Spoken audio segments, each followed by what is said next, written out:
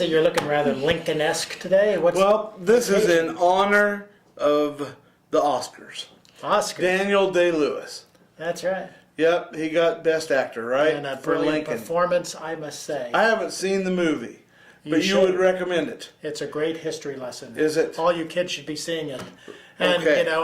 then he's almost a spitting image of Lincoln right here. Daniel Day, this is what happens when you eat too much cheesecake.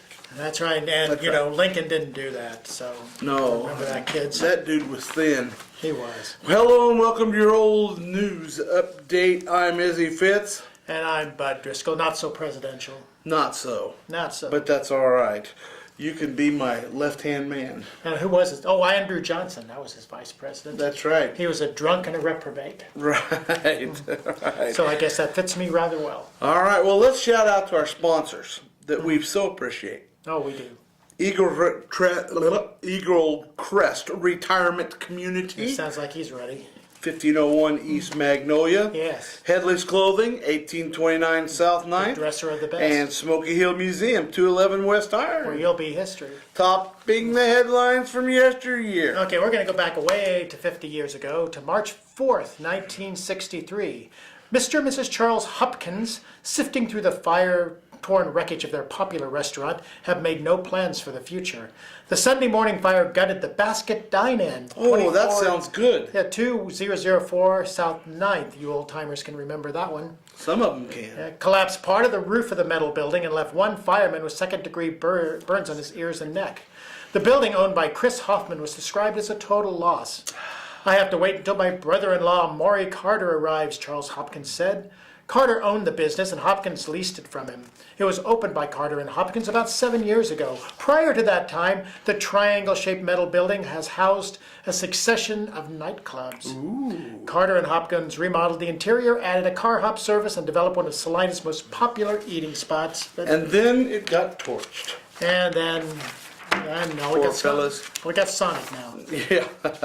March 8th, 1863. Mrs. Ralph Braun, 1320 North 4th, got a postcard in the mail Wednesday. Okay. She wanted to read it, but couldn't. Ooh. She had left her glasses in Solomon, where she operates a ceramics store. Oh. She knew a friend, Mrs. Herb Oschlager, 864 Merrill, had glasses of much the same prescription as hers. Wow, convenient. So instead of waiting until the next morning to get her own at Solomon, she drove across town to borrow the pair and read the card. It was a reminder from her optometrist to make an appointment to get her eyes checked. Wah, wah. Wah, wah, pum. So what was she driving without glasses? Should have gotten a ticket for that. I wouldn't want to have been in the same road. I wouldn't either. Okay, well, let's go back 75 years ago to March 10th, 1938. Two boys will be boys here. Boys will be boys. Who were charged, among other things, with stealing 4 cases of beer from the Miller Provision Company and hiding 2 cases under the Grand Avenue Methodist Church. Appeared for a hearing before probate judge Wilf Miller this morning. Wilf. The boys, one 13 and the other 15, were both made wards of the court and given suspended sentences to the State Industrial School. Lucky them.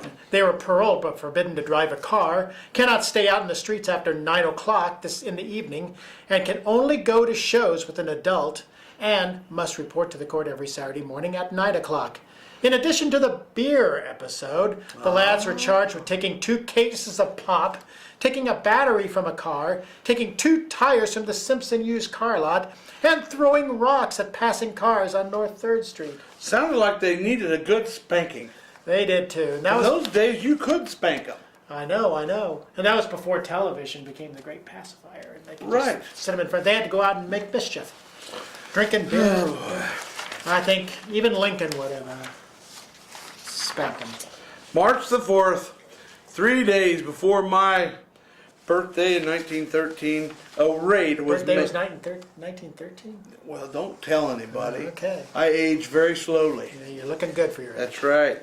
A raid was made by the police last night on the Kinzel house on North 5th, and as a result, 3 girls and 3 men were brought up to the police station, where they put up cash bonds. Miss Effie Kinzel, who was charged as a keeper of the place, put up the necessary bond to cover a fine of $25 and costs, and the others gave $16 each. Wow. The other two girls arrested were Carrie Cook and Marie Miller. And the three men gave their names as John Doe, Richard Doe, and J.B. Ross. A likely I story. think those are fake. Might as well have been, Witherbottom. Yeah. That would have been a good alias. Winterbottom. Winterbottom. That would have been a good alias.